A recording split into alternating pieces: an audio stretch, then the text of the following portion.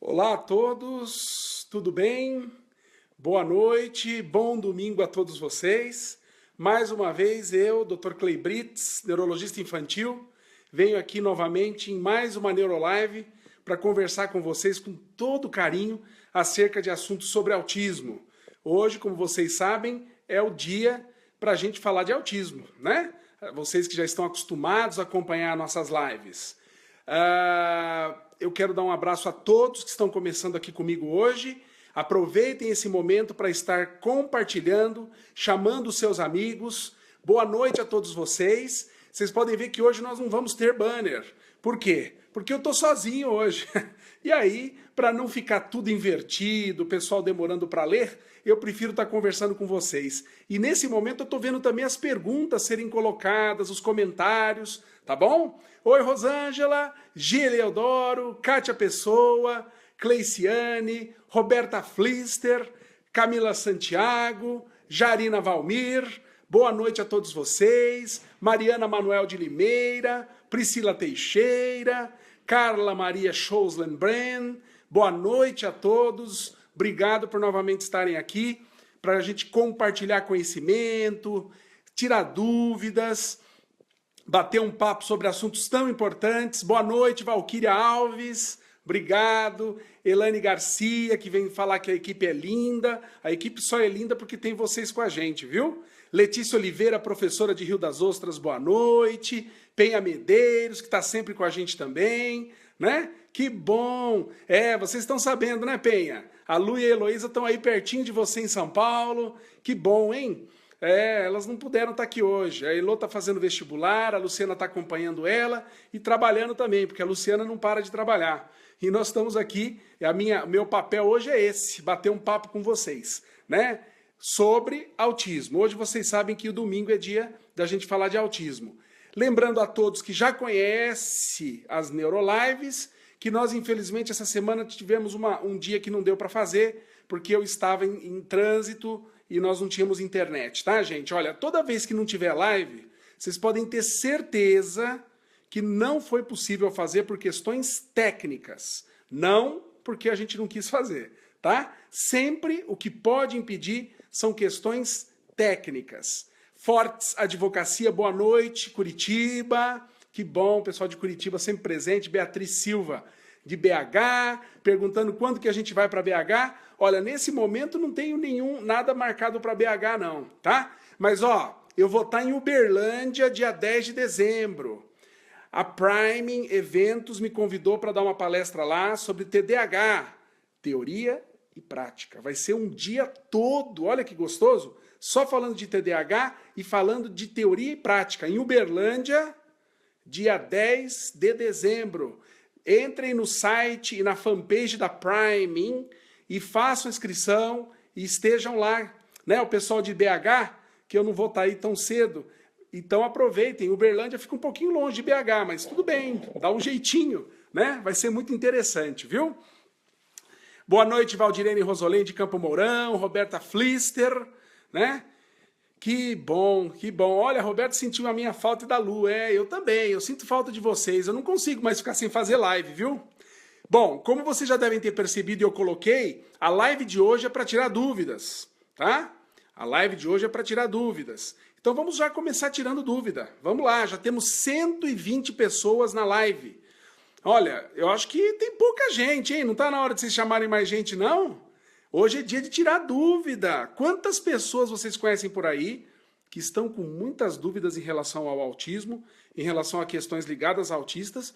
E agora é o momento. Vamos convidar os professores que vocês conhecem, vamos convidar psicólogos, fonoaudiólogos, pais, cuidadores. Vamos convidar todo mundo que precisa estar aqui nesse momento para a gente conversar. Olha o que a Jarina Valmir colocou aqui para mim, ó. Por que o distúrbio específico da fala e linguagem pode ser confundido com autismo? O tratamento multidisciplinar é o mesmo? Jarina, é fácil confundir porque o autismo também leva a distúrbios específicos de fala e linguagem. A diferença é que essas crianças que só têm problema de distúrbio de fala e linguagem, elas não têm comportamentos repetitivos, interesses restritos e têm uma socialização adequada. por meios não verbais. Elas sabem se comunicar por outros caminhos que não a fala, tá? Então, essa é a diferença entre o distúrbio específico da fala e autismo. Mas pode confundir sim. Eu já peguei casos no consultório que eu achava que era autismo e quando foi ver, era só um problema de fala e de linguagem, tá?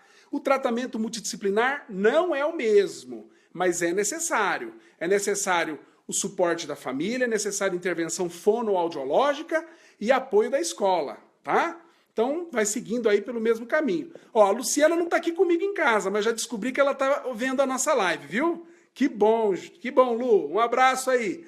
Então, acho muito importante, então, que a gente saiba separar uma coisa da outra, porque a intervenção multidisciplinar é diferente. O autismo, a gente tem que trabalhar o quê? Interação social, técnicas de comunicação, formas de redução de estereotipias, trabalhar a parte os distúrbios alimentares, distúrbio de sono. Enquanto o DEL, basicamente, a gente só tem que trabalhar questões relacionadas à linguagem mesmo e fazer, lógico, adaptação curricular e adequações na escola e na família com essas dificuldades, tá bom? Marinês Souza Lopes Inês, psiquiatra.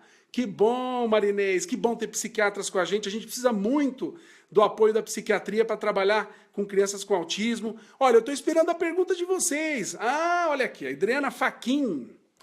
Doutor, tem alguma informação sobre homeopatia em conjunto com tratamento para Asperger? Não, Adriana. Por enquanto, não há evidências científicas de que a homeopatia traga algum benefício para o Asperger, tá? Então, não é o melhor caminho. Em termos de medicação, as duas medicações comprovadamente eficazes para Asperger é risperidona e aripiprazol, tá bom?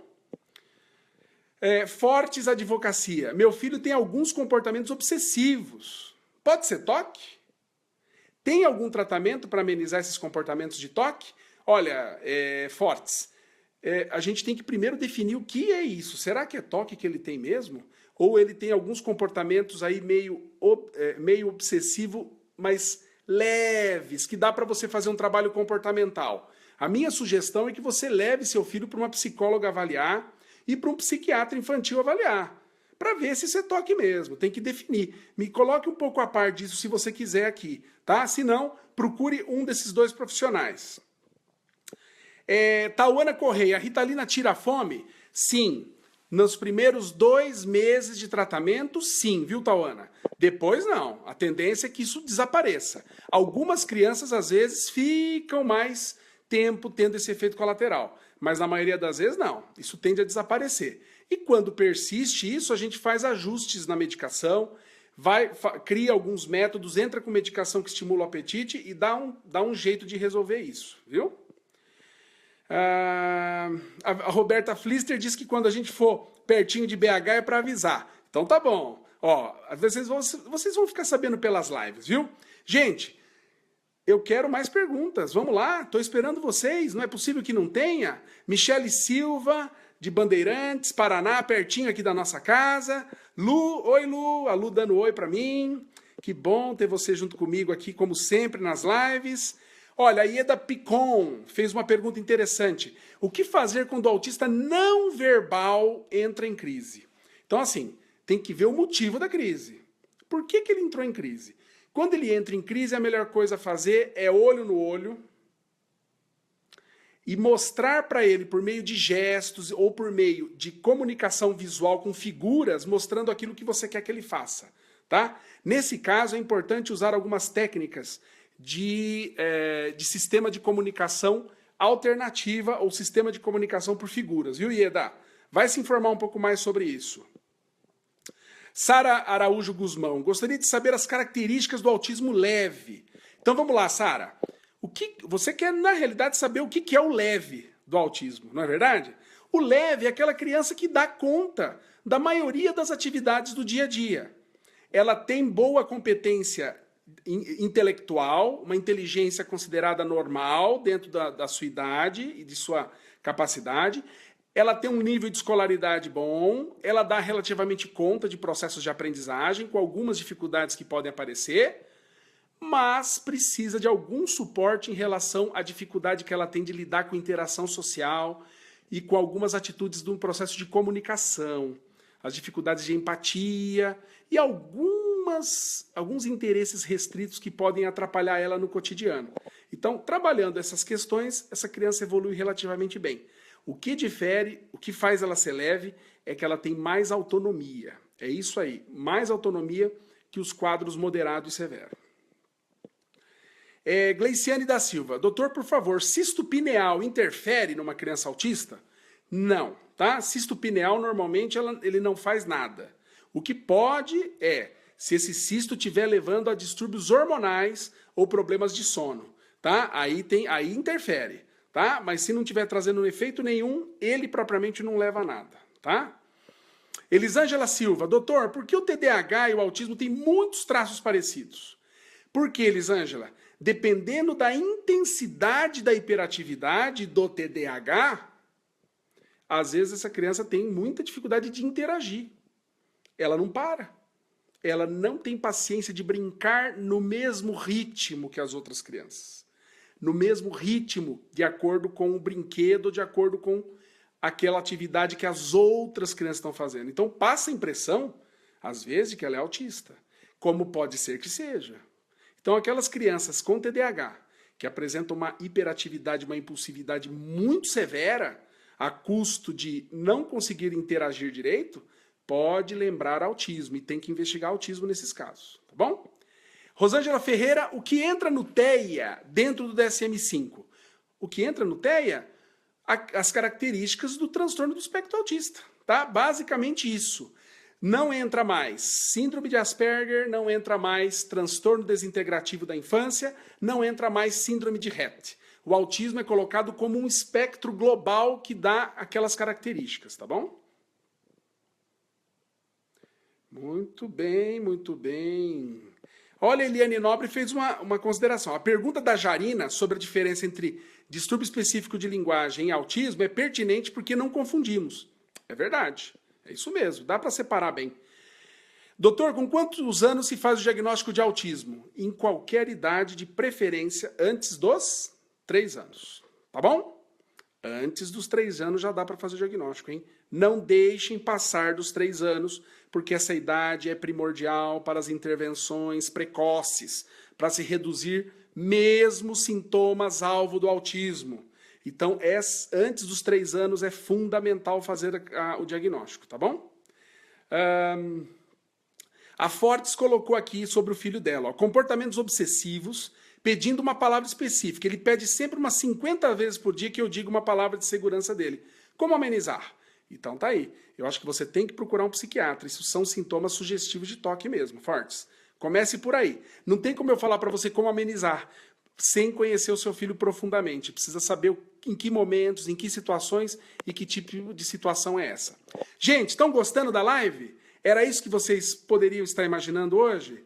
Faz um tchau, faz um coraçãozinho e um joia para mim se vocês estão conseguindo.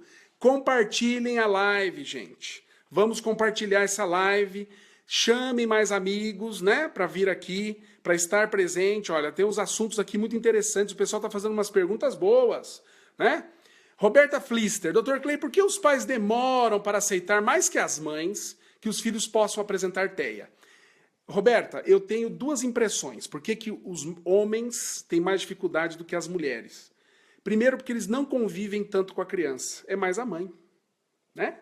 O pai trabalha o dia todo, tá fora, ele não sofre tanto, porque ele acaba deixando, ele delega mais aos cuidados da mãe. Então a mãe sofre mais.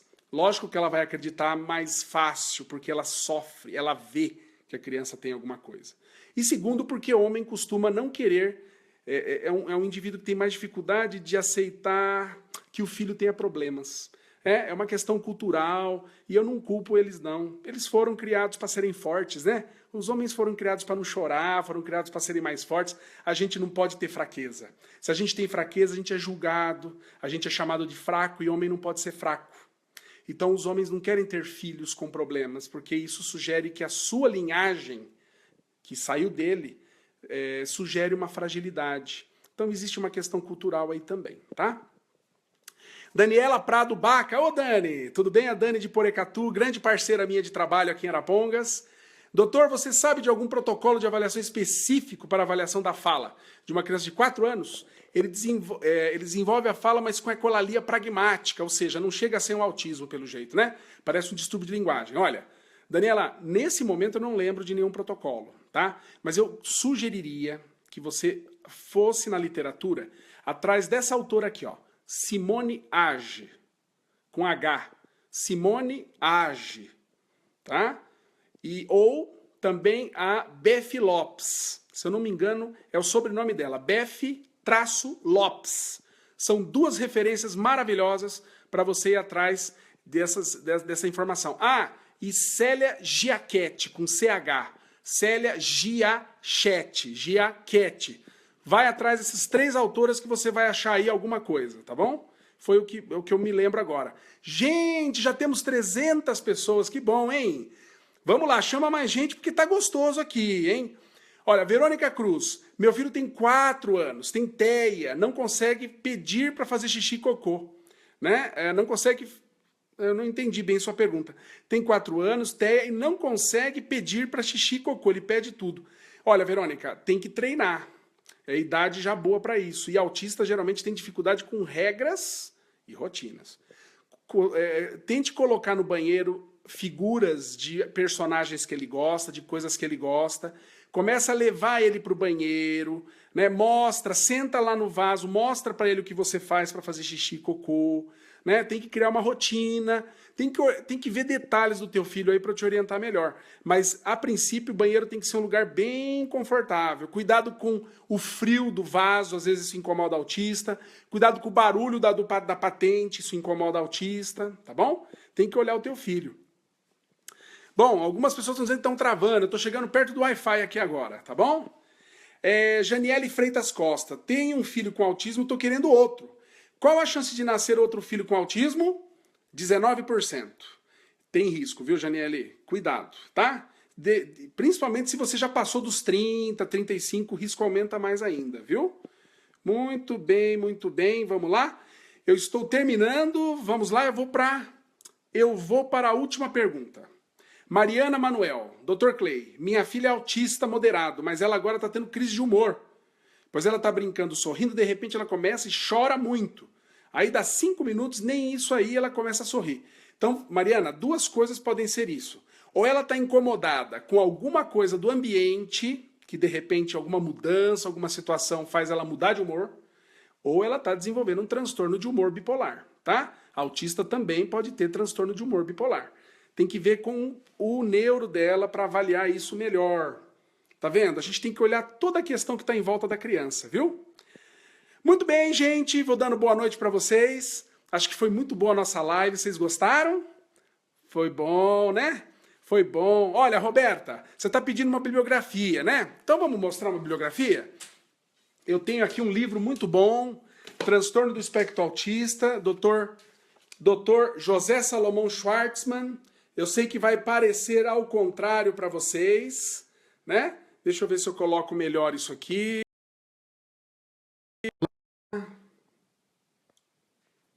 Aí, olha aqui, ó. Estão vendo o livro? Ó, é da editora Menon. Transtornos do Espectro do Autismo, Dr. José Salomão Schwartzman e Dr. Séries Alves de Araújo. Olha aí. Opa, a Inês fez uma pergunta. Ô Inês, faz a pergunta de novo. Eu respondo ela antes de fechar. Pode perguntar de novo, Inês. Esse livro aqui que eu indico, tá? Porque é um livro bem amplo, traz todas as informações. Traz todas as informações importantes. Que bom. Vamos lá, Inês. Pergunta de novo para mim. Deixa eu ver se eu procuro sua pergunta aqui. Desculpe, Inês. É que tanta pergunta passa aqui no chat que vai apresentando. Ah, vamos lá. A Inês quer que eu coloque por escrito as indicações. Eu posso fazer isso. Deixa eu terminar a live. Eu posso pôr por escrito sim. Eu coloco na Neurosaber, tá? Eu vou tirar uma foto do livro para vocês terem. Aqui, ó. A Inês fez uma consideração aqui nessa questão que o homem não pode ser fraco. E é verdade, né, gente? O autismo acaba afetando mais os meninos, futuros homens, né? Então isso também pega muito na hora do pai não aceitar, né? Cadê a pergunta da Inês que eu estou procurando aqui? A Inês falou que eu não respondi a pergunta dela. Inês, faz a sua pergunta de novo, Inês Borges. Ó, tô tentando, mas não acho, viu, Inês? Tudo bem, ó, vamos deixar para a próxima live? Não tem problema, terça-feira nós estamos nos encontrando de novo, né? Acho muito importante vocês colocarem a pergunta sim. Ao terminar a live, eu vou colocar para vocês a referência que eu mostrei aqui para vocês, tá bom? Um livro que seria muito interessante vocês terem para poder ler sobre o autismo. Lá tem tudo de forma, em alguns assuntos básicos, outros mais aprofundados. Tá bom, gente? Uma boa noite para vocês, tudo de bom, um grande abraço. Cíntia Forzan, opa, de Rolândia, quarta-feira eu vou estar aí, hein? Rolândia, Paraná, do ladinho aqui de Arapongas e Londrina. Nós vamos lá conversar com os pais de autistas, né? Isso é muito importante. Boa sorte para vocês, boa semana, um grande abraço, nos vemos aí em breve. Terça-feira eu tô de volta.